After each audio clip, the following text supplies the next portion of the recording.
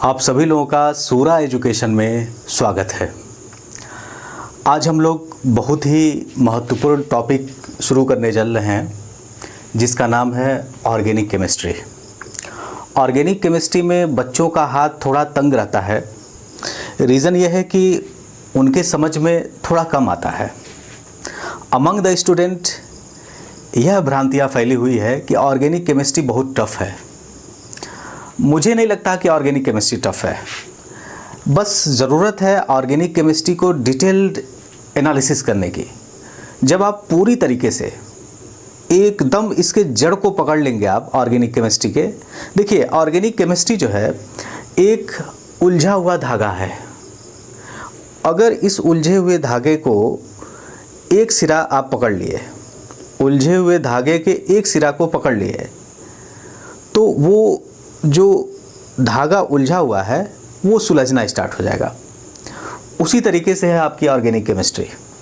Organic chemistry में जब तक आपका फंडामेंटल क्लियर नहीं होगा तब तक आपको हमेशा दिक्कत आएगी।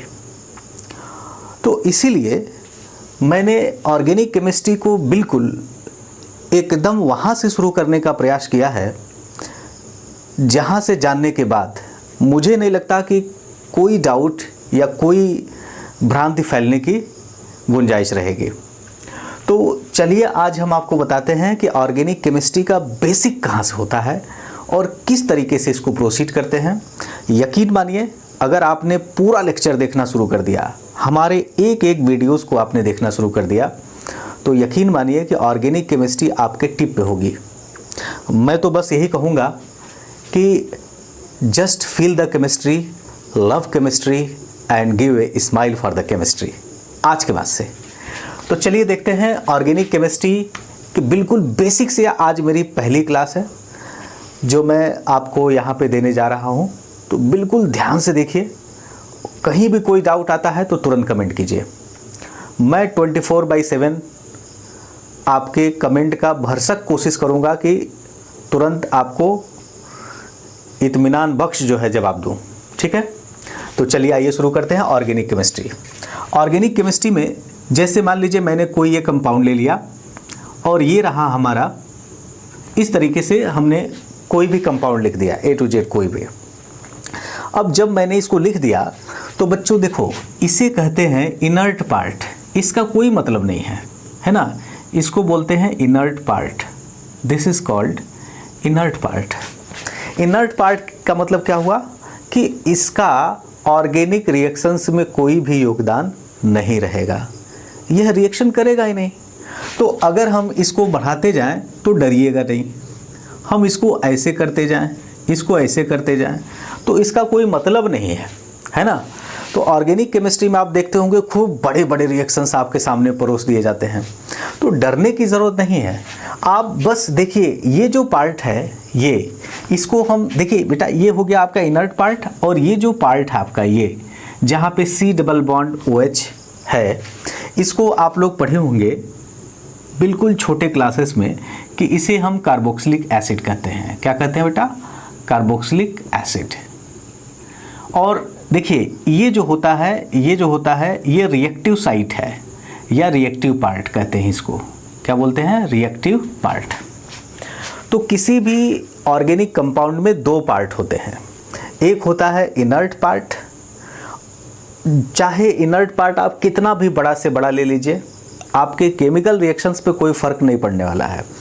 जैसे कि बायोमॉलिक्यूल एक चैप्टर है, फिर आपका पॉलीमर चैप्टर है और केमिस्ट्री इन एवरीडे लाइफ। इसमें जब खास करके बायोमॉलिक्यूल्स में जब रिएक्शंस आते हैं तो बच्चा डर जाता है कि इतने बड़े बड़े रिएक्शंस हम कैसे करेंगे।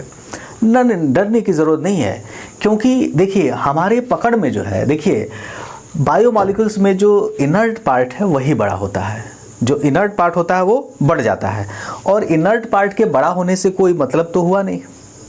इनर्ट पार्ट के बड़े होने से हमारे रिएक्शंस के ऊपर तो कोई फ़र्क पड़ा नहीं।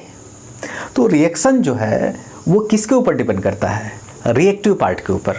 और यही रिएक्टिव पार्ट बच्चों कहलाता है फंक्शनल ग्रुप।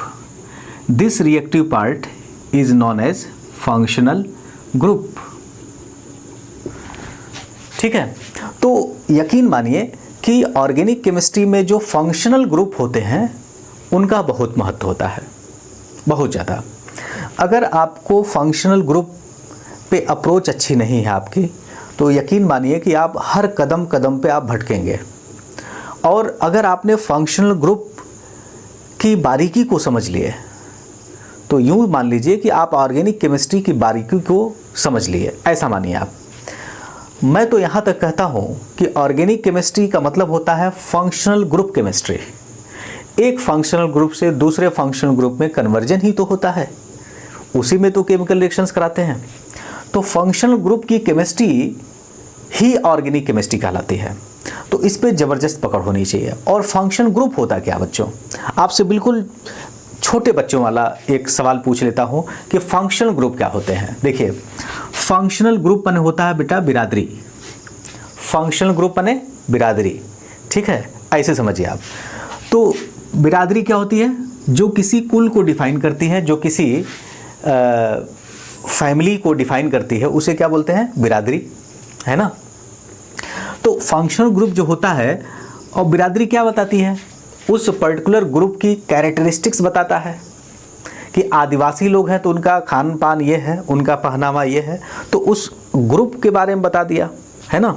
तो उसी तरीके से फंक्शनल ग्रुप जो होता है वो होता है कैरेक्टरिस्टिक्स ऑफ मॉलिक्यूल। जो कैरेक्टरिस्टिक्स ऑफ मॉलिक्यूल को बताए, कैरेक्टरिस्टिक ऑफ मॉलिक्यूल, जो किसी भी मॉलिक्यूल की कैरेक्टरिस्टिक्स को बता दे, है ना, कैरेक्टरिस्टिक्स को बता दे, उसे ही हम बोलते हैं फंक्शनल ग्रुप। और फंक्शनल ग्रुप क्या होता है बेटा? रिएक्टिव पार्ट होता है, आपके इनर्ट पार्ट से कोई लेना देना नहीं है। जैसे कि मैं आपको एक करिश्माई एग्जांपल दिखाता हूं, देखिएगा। कितने बच्चे ऐसे हैं जो OH को नहीं जानते? कितने ऐसे बच्चे हैं जो OH को नहीं जानते? यहाँ पे एक बॉन्ड होगा और OH, इसको हम लोग बोलते हैं एल्कोहल ग्रुप। क्या बोलते हैं बेटा? Alcohol group. एल्कोहल का नाम आते ही मुंह में पानी आ जाता है अच्छों को। हम लोग तो खैर अभी बच्चे हैं। एल्कोहल ग्रुप, हम लोग यानी आप, ठीक है। एल्कोहल ग्रुप क्या है? आपका OH है, ठीक है। अब ऐसी गलती मत करिएगा कि कहीं भी OH लगा हो और आप पी डालिए, नहीं नहीं, ऐसी गलती मत करिएगा, क्योंकि OH किसके साथ है इसके ऊपर भी डिपेंड करता है। जैसे मान लीजिए, देखिए, अगर कार्बन OH के साथ जुड़ा है, देखिएगा, और इस कार्बन की हाइब्रिडेशन क्या है बेटा? sp3। इस कार्बन की हाइब्रिडेशन क्या है? sp3। तो ये कहलाएगा एल्कोहल। क्या कहलाएगा? एल्कोहल, ठीक है। अगर देखिए, यही जो है बेंजीन के साथ लग गया, अगर आपने बेंजीन के साथ इसे जोड़ दिया तो ये OH क्या बना दिया? एल्कोहल नहीं बनाया, बल्कि क्या बना दिया? फिनॉल। ये बना दिया फिनॉल, ठीक है। अगर आपने इसी को बेटा इसके साथ ले लिया, C double bond NOH, nitrogen के साथ अज्यूम कर लिया, तो ये बन गया ऑक्साइम। क्या बन गया? ऑक्साइम। देखिए क्या बन गया? C double bond NOH, oxime बन गया। आई बात समझ में? तो देखिए, OH की पोजीशन पे OH की कनेक्टिविटी पे डिपेंड कर रहा है। OH नाइट्रोजन के साथ है तो क्या बन गया? ऑक्साइम। OH बेंजीन के साथ जुड़ गया तो क्या बन गया? फिनॉल। और OH कार्बन sp3 के साथ जुड़ गया तो दैट इज कॉल्ड एल्कोहल, ठीक है।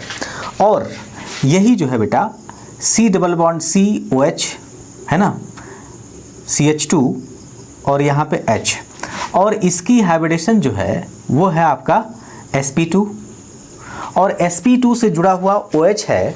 sp2 से जुड़ा हुआ क्या है? OH है। तो sp2 यानी डबल बॉन्ड, और डबल बॉन्ड को क्या बोलते हैं? इन। डबल बॉन्ड को थोड़ा बहुत तो आप नॉमेनक्लेचर जानते होंगे। डबल बॉन्ड को क्या बोलते हैं? इन। और इन से जुड़ा हुआ OH, और OH को क्या बोलते हैं बेटा? ऑल। तो क्या हो गया? इन प्लस ऑल, क्या हो गया? इनॉल, ठीक है। और यही डबल बॉन्ड अगर फिनाइल के अंदर है, यानी फिनाइल रिंग के अंदर है, तो उसे क्या बोलते हैं? फिनॉल, ठीक है। तो फिनॉल और इनॉल, अगर sp2 से जुड़ा हुआ है तो इनॉल है, अगर ए साइक्लिक है, साइक्लिक नहीं है, यानी बेंजीन नहीं है, तो क्या कहलाएंगे? ये इनॉल। यहाँ जुड़ गए तो क्या कहला रहे हैं? फिनॉल। अगर C डबल बॉन्ड NOH के साथ जुड़ गए तो क्या कहला रहे हैं? ऑक्साइम। और अगर OH sp3 के साथ जुड़ गया तो क्या कहला रहा है? एल्कोहल। तो कहने का मतलब यह है कि आप देख रहे हैं कि OH एक एल्कोहल की फंक्शन ग्रुप को बताता है, नॉर्मली हम लोग जानते हैं, लेकिन सिर्फ ये जान लेना काफ़ी नहीं है। किसी भी तरीके से सिर्फ OH को रट लेना कि ये जो है कहीं भी OH हम देखेंगे तो एल्कोहल होगा, ये गलत है। तो आज के बाद से आप ये समझ जो बैठा चुके हैं कि जहाँ OH होगा वो एल्कोहल होगा, प्लीज़ आप उसे डिलीट मार दीजिए, है ना, ज़रूरी नहीं है ये, ठीक है। तो आप देख रहे हैं कि OH की कनेक्टिविटी किसके किसके साथ है उसके ऊपर डिपेंड कर रहा है। तो इन सब एग्जाम्पल से बिल्कुल आप मुतमईन होंगे कि आपको फंक्शनल ग्रुप की केमिस्ट्री, यानी फंक्शनल ग्रुप की डिस्टिंक्शन और फंक्शनल ग्रुप कितने टाइप के होते हैं, क्या नेचर होता है उनका, ये सब जानने का कौतूहल आपके मन में हो रहा होगा। अगर नहीं हो रहा है तो ये कौतूहल लाइए अपने अंदर कि वास्तव में आज हम फंक्शनल ग्रुप की हर एक छोटी छोटी बात को समझ लिए तो यकीन मानिए कि आपको केमिस्ट्री जो आज तक बहुत टफ लगती थी आसान लगने लगेगी, ठीक है। तो चलिए आइए लेक्चर को आगे बढ़ाते हैं और बात करते हैं फंक्शनल ग्रुप की, ठीक है। तो फंक्शनल ग्रुप की बात करते हैं बेटा आज। जैसे कि मैंने बताया कि फंक्शनल ग्रुप क्या होते हैं, तो वो किसी भी मॉलिक्यूल का, यानी एटम या ग्रुप ऑफ एटम होते हैं जो किसी मॉलिक्यूल की कैरेक्टरिस्टिक्स को बताते हैं, उसे ही हम क्या बोलते हैं बेटा? Functional group. चलिए आइए देखिए, फंक्शनल ग्रुप जो है, मेरा मार्कर को भूख लग गया। फंक्शन ग्रुप जो है वो सबसे पहले हम पढ़ेंगे ऐसे फंक्शन ग्रुप जिसमें सिर्फ सिग्मा बॉन्ड होते हैं। तो सिग्मा बॉन्डेड फंक्शनल ग्रुप सबसे पहले ये पढ़ेंगे। उसके बाद पढ़ेंगे वन, या ऐसे लिखेंगे सिंगल पाई बॉन्डेड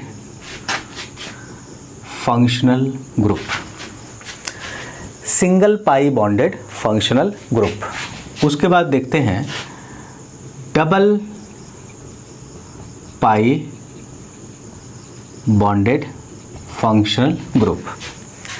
तो ये तीन तरीके के फंक्शनल ग्रुप मार्केट में देखने को मिलते हैं और आज मार्केट यही लगा देते हैं और आप देख लीजिए इसको, ठीक है। तो बेटा सिग्मा बॉन्डेड फंक्शनल ग्रुप, हम जानते हैं कि ऑर्गेनिक केमिस्ट्री के अंदर जो बॉन्ड होते हैं, है ना, ऑर्गेनिक केमिस्ट्री का है या कार्बनिक केमिस्ट्री का है, तो कार्बन में जो बॉन्ड होता है थोड़ा सा देख लीजिए, हो सकता है आपको न पता हो।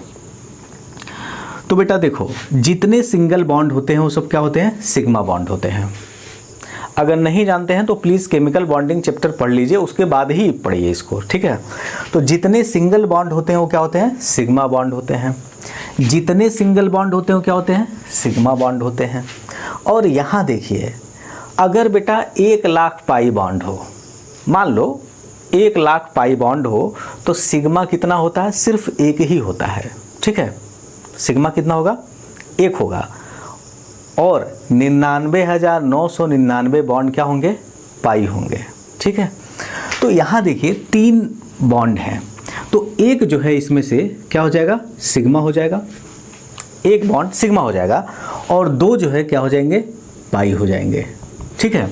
अब बहुत से बच्चे यहाँ पे माथा पच्ची करते हैं कि इन तीनों में से कौन सिग्मा है और कौन 2 पाई हैं। तो बहुत से बच्चे कहते हैं बीच वाला सिग्मा है और ऊपर नीचे वाला पाई है। बिल्कुल गलत बात है ये, किसी को सिग्मा किसी को पाई आप मान सकते हैं, ठीक है। तो ये जो सवाल है कि कौन पाई है कौन सिग्मा है, ये सवाल ही गलत है, ठीक है। इसमें आप एक को सिग्मा मान लीजिए, चाहे ऊपर वाले को या बीच वाले को या नीचे वाले को, तो बाकी जो होगा वो क्या हो जाएगा? पाई हो जाएंगे, ठीक है। तो इस तरीके के वाहियात सवाल भी लोग पूछ लेते हैं, तो ये आपको बिल्कुल आना चाहिए।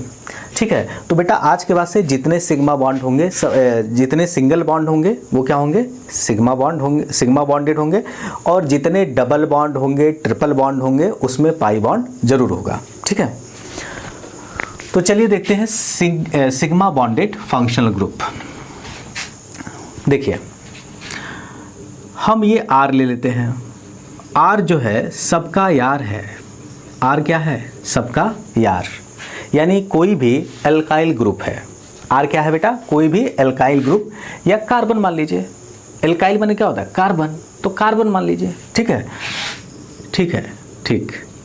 अगर मान लीजिए आपने H यहाँ पे अज्यूम कर लिया, मान लीजिए आपने H अज्यूम कर लिया, तो बेटा इसे बोलते हैं एल्केन। क्या बोलते हैं, alkene.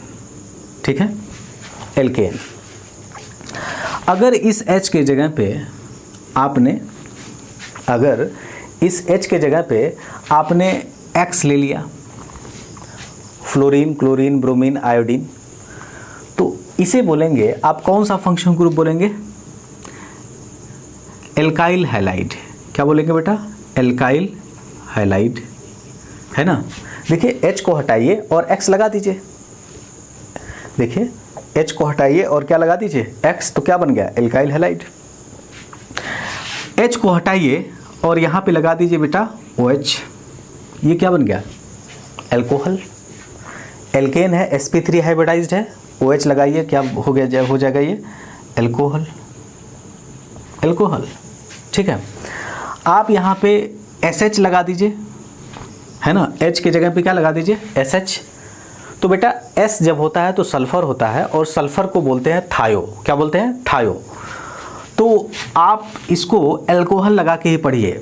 Oxygen sulphur same group के होते हैं, तो ऑक्सीजन के नीचे क्या है, सल्फर है, तो ऑक्सीजन होता तो क्या होता, वो एल्कोहल हो जाता, लेकिन सल्फर आ गया तो क्या बोलेंगे, थायो एल्कोहल। क्या बोलेंगे बेटा, थायो एल्कोहल, थायो एल्कोहल। ठीक है। आपने मान लिया यहाँ पे OR, ठीक है, H के जगह पे आपने क्या लगा दिया, OR, तो क्या बन गया, ईथर।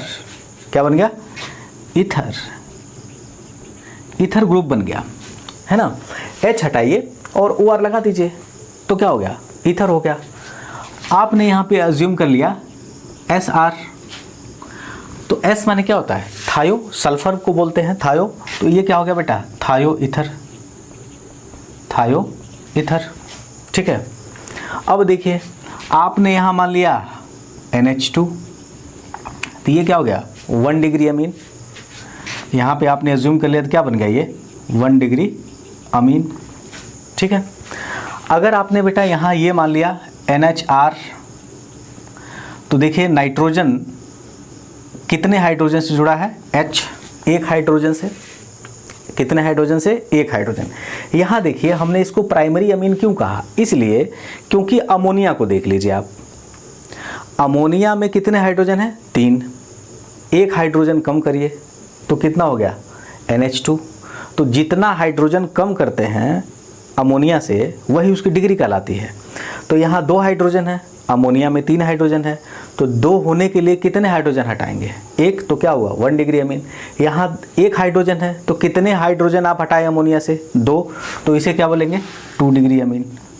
उसी तरीके से अगर आपने NR2 ले लिया तो यहाँ पे कितने हाइड्रोजन चले गए, 3 के तीनों चले गए, इसीलिए क्या बोलेंगे इसको, 3 डिग्री अमीन। ठीक है। तो देखिए ये सिग्मा बॉन्डेड, सिग्मा बॉन्डेड का मतलब क्या हुआ, सिंगल बॉन्डेड फंक्शनल ग्रुप। तो हमारे पास जो हमें इनकाउंटर होगा पूरी ऑर्गेनिक केमिस्ट्री के अंदर वो सिर्फ यही है, सिग्मा बॉन्डेड फंक्शनल ग्रुप जो मैंने लिखे हैं बच्चों, सिर्फ यही हैं, बस देख लीजिए आप। ठीक है। एल्केन हो गया, X लगा दिए, यहाँ पे H हटाइए, X लगाइए, क्या हो गया, एल्काइल हैलाइड। OH लगाइए एल्कोहल, SH लगाइए थायो एल्कोहल, OR लगाइए ईथर, SR लगाइए थायो ether, NH2 1 degree amine, 2 degree amine, और NR2 क्या हो गया, NR2 क्या हो गया, 3 डिग्री अमीन हो गया आपका। तो उम्मीद करता हूँ बच्चों सिग्मा बॉन्डेड फंक्शन ग्रुप आपको समझ में आ गया होगा। आप इसे नोट डाउन कीजिए अच्छे से।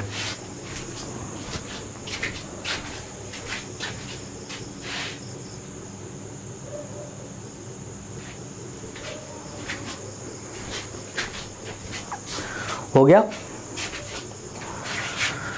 इसके बाद सिंगल पाई बॉन्डेड फंक्शनल ग्रुप की स्टडी करते हैं।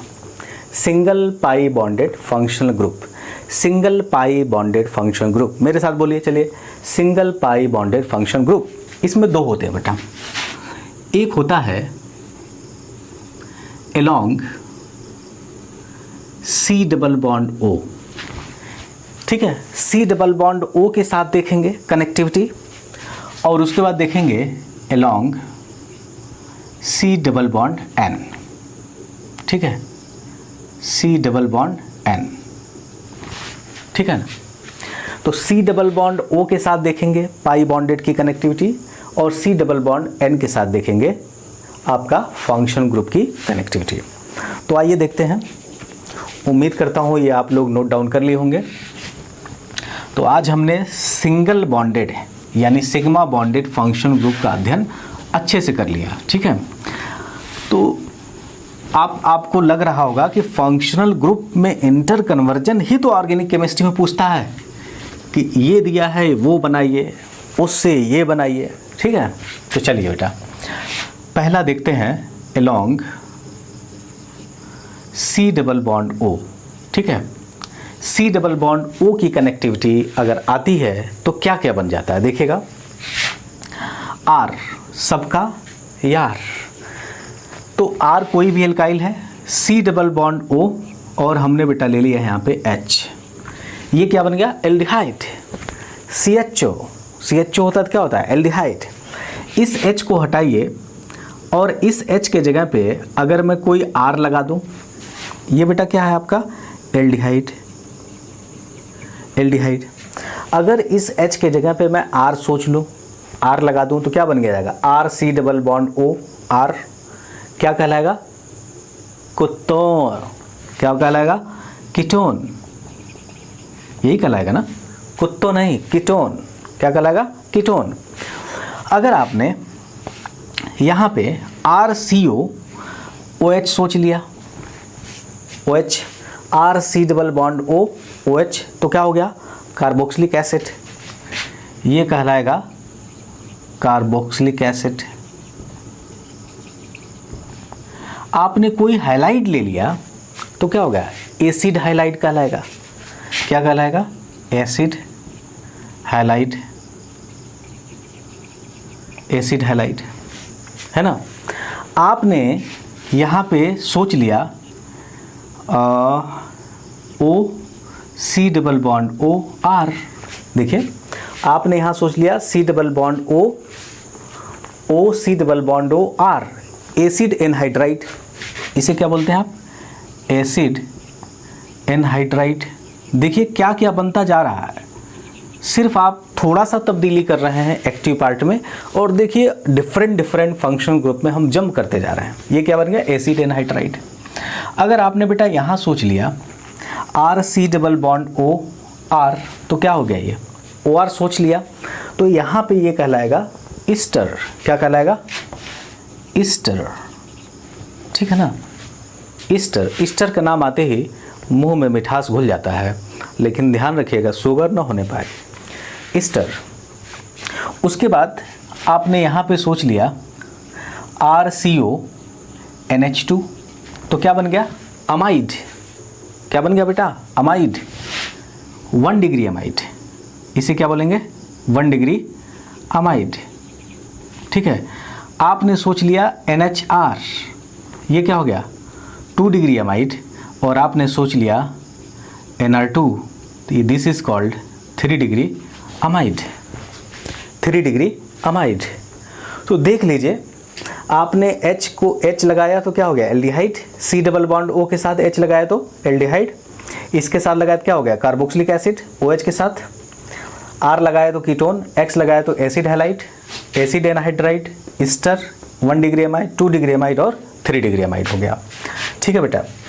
अब देखिए यहाँ पे एक बात और, अगर आपने कार्बोक्सिलिक एसिड के साथ, कार्बोक्सिलिक एसिड तो ऐसे ही होता है, देखिए RC double bond O, H के जगह पे क्या लगा था, OH, ये हो गया कार्बोक्सिलिक एसिड।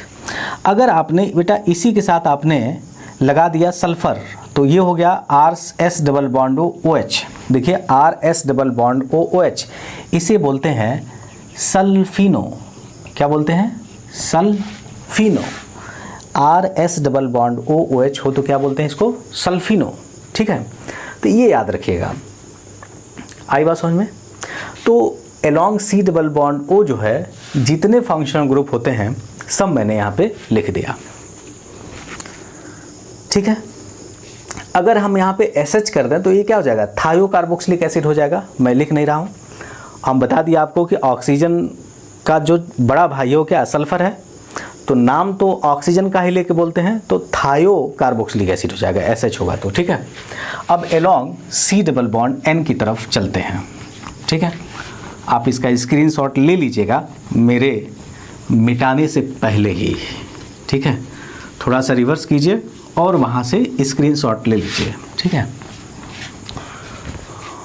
अब along C double bond N travel करते हैं। देखिए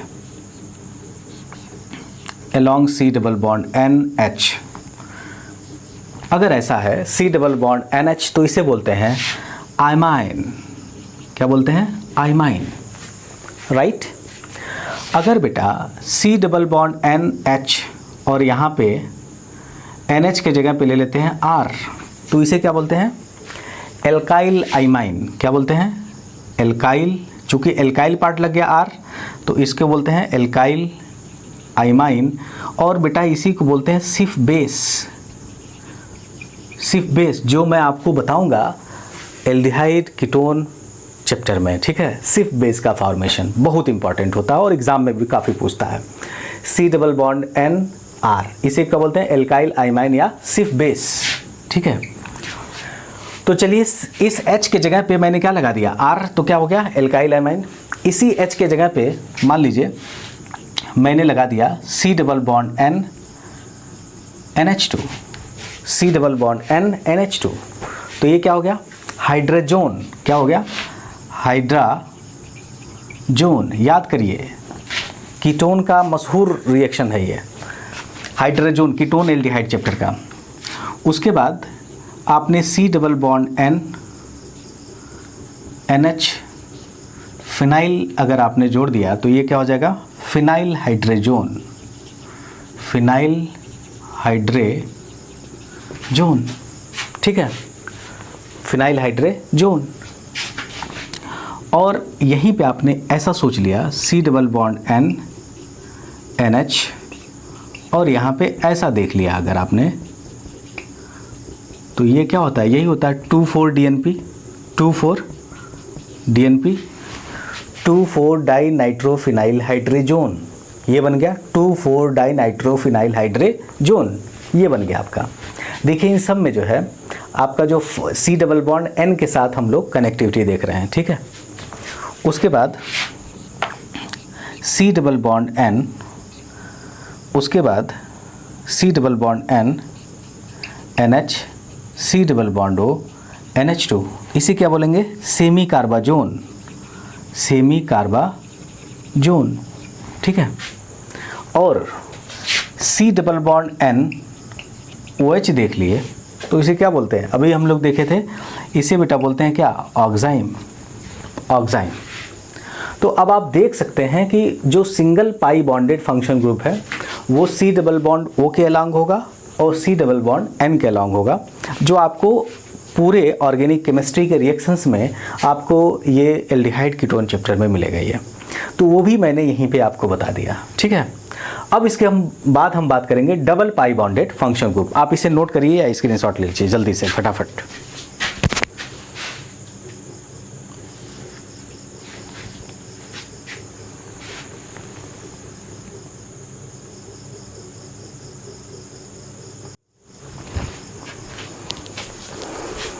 स्क्रीनशॉट हो गया होगा। अब आइए जो है double pi bonded functional group के बारे में पढ़ते हैं। Double pi bonded functional group के बारे में पढ़ते हैं।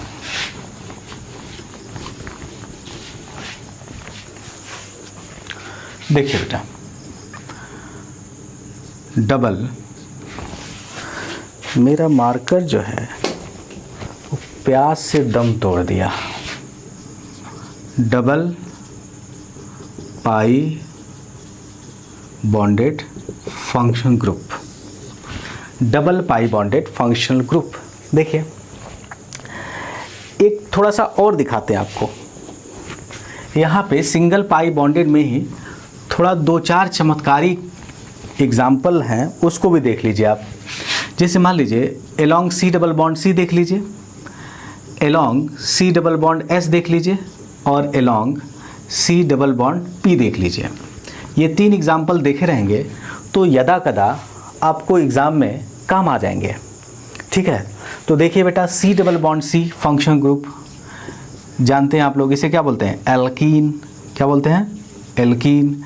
सी डबल बॉन्ड एस में देखते हैं CH2 है ना, carbon disulphide, carbon disulphide CH2 हो गया आपका। उसी तरीके से आप देखिए CH डबल बॉन्ड P और यहाँ पे 3 बेंजी यानी बेंजीन, ठीक है, फिनाइल ग्रुप। तो ये हो गया बेटा CH2 को क्या बोलेंगे? मिथाइलिन, मिथाइलिन ट्राइफिनाइल फॉस्फीन, इसका नाम है methylene, methylene triphenyl phosphine TPP।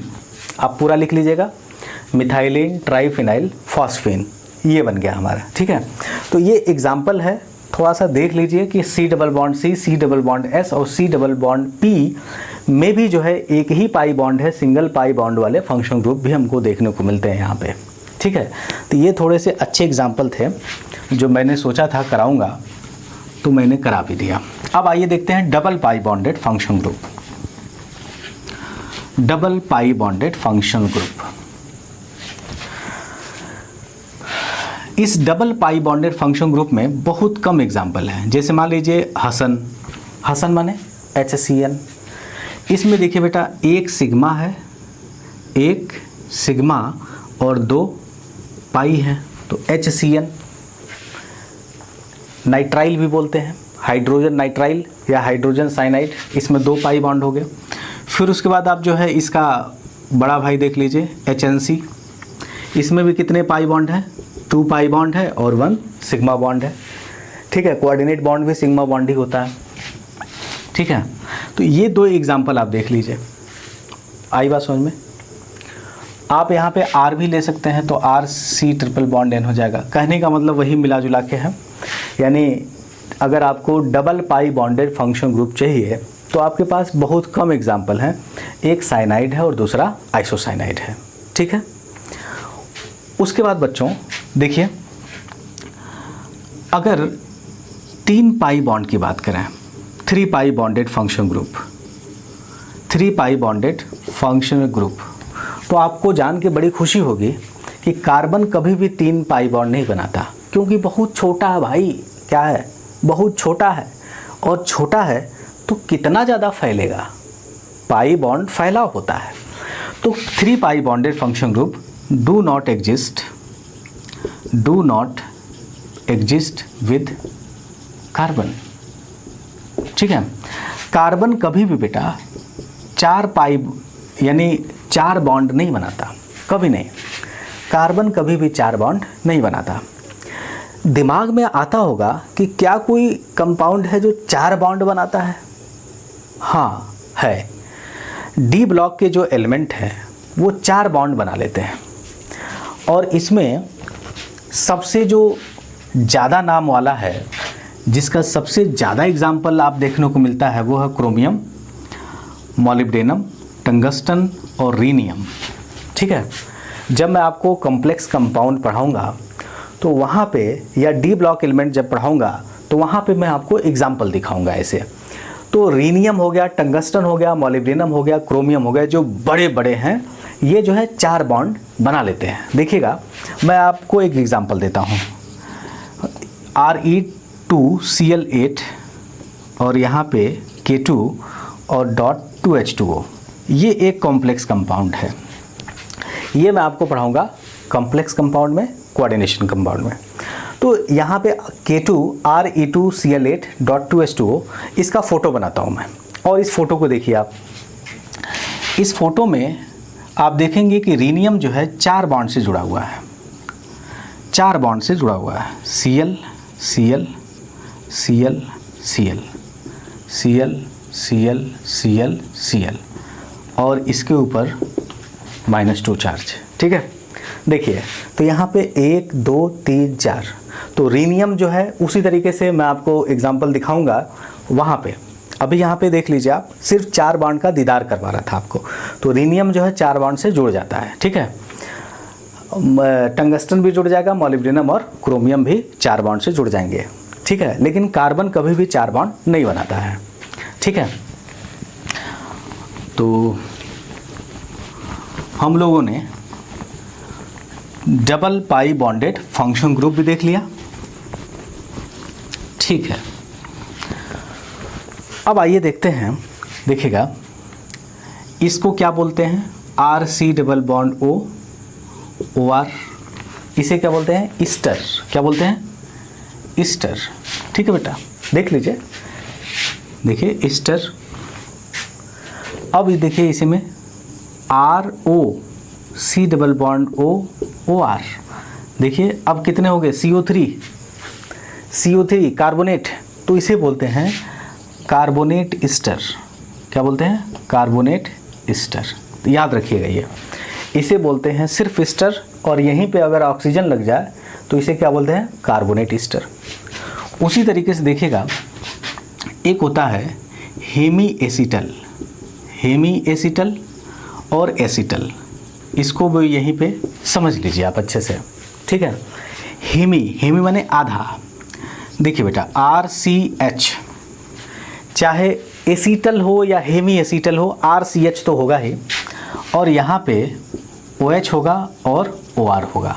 ठीक है, OH OR, देखिए ये तो रहेगा ही, RCH होगा, याद रखिएगा RCH होगा अगर एसीटल होगा या हेमी एसीटल होगा।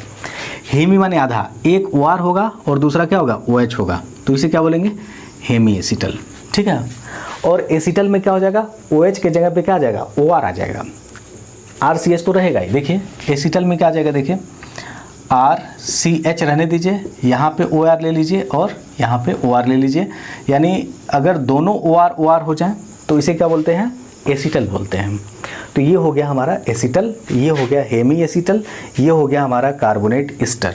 ठीक है, और सल्फिनो आपको मैं बता चुका हूँ इसके पहले।